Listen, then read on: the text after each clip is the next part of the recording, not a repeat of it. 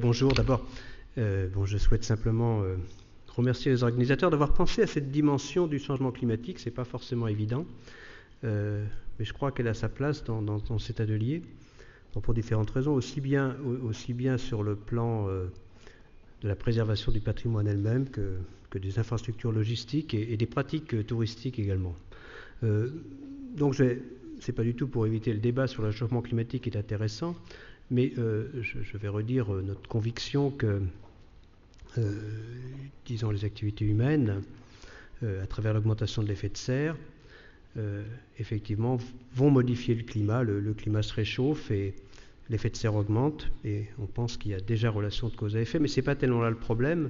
Ce qu'on peut, je crois, affirmer, c'est que, disons d'une certaine façon, le réchauffement climatique est inéluctable, et on a bien vu à la conférence de Copenhague, combien il serait difficile de limiter en moyenne globale ce réchauffement en dessous de 2 degrés.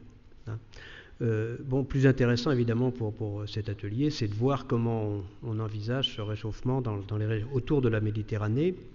Et voilà un petit peu, donc ça c'est extrait du dernier rapport du GIEC, voilà un petit peu une image donc, vous voyez, pour les températures, c'est un réchauffement dans le cas de ce qu'on appelle un scénario moyen, disons business as usual, d'ici la fin du siècle. Eh bien, vous voyez qu'on voit des réchauffements vraiment très importants, de l'ordre de 4-5 degrés. Ça, donc, et surtout, ce sur quoi je voudrais attirer votre attention, ce sont donc les graphes du bas qui montrent les précipitations. Donc là où les zones vertes, c'est où les précipitations, on pense qu'elles augmenteront, et plutôt diminueront dans les zones, disons, marron et foncées.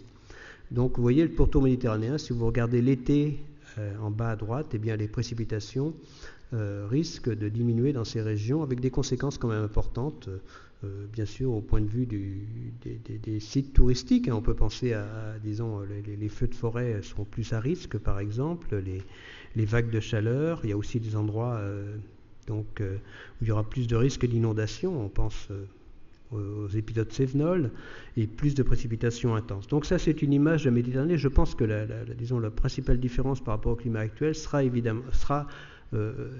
aussi dans le régime des précipitations, évidemment la température également.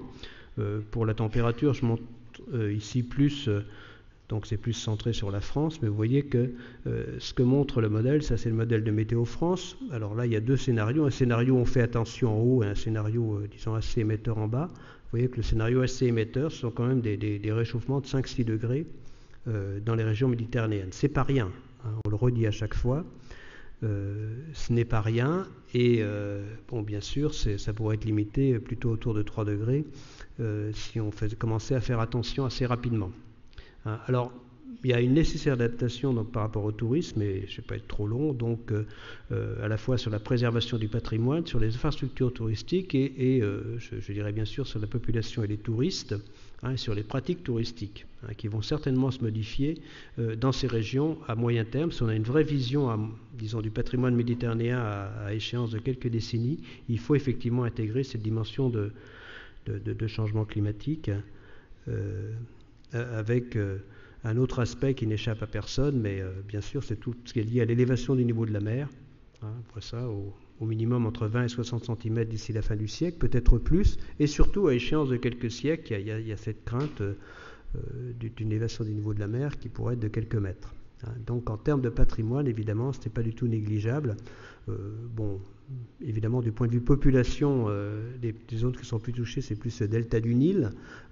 Du point de vue patrimoine touristique, on ne peut pas ne pas penser par exemple à Venise et d'autres régions qui sont effectivement déjà affectées, enfin qui seront facilement affectées, ou dont le patrimoine sera affecté par l'élévation du niveau de la mer.